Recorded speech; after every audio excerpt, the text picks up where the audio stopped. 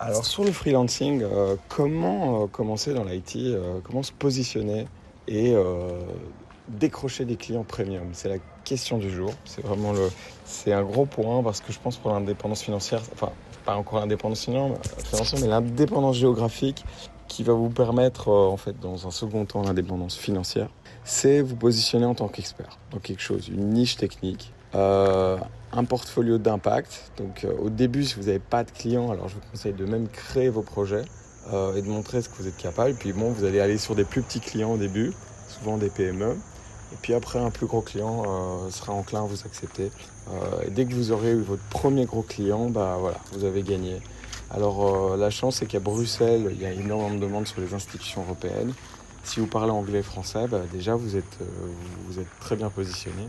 Le réseautage stratégique, une tarification, connaître les prix de votre marché, et puis le référencement naturel. Donc ça va être LinkedIn, j'en parle dans d'autres shorts. Créer du contenu, hein, donc ça peut être ça doit être une compétence que vous travaillez, c'est de créer du contenu, ça va vous aider à finalement documenter, euh, créer un journal de bord sur ce que vous faites et améliorer vos process en fait.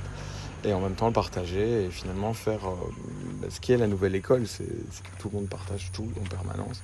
Et c'est l'école, pour moi, l'école de manière académique, à part pour de la recherche de haut niveau, n'a plus de sens comme elle l'avait au 19e siècle.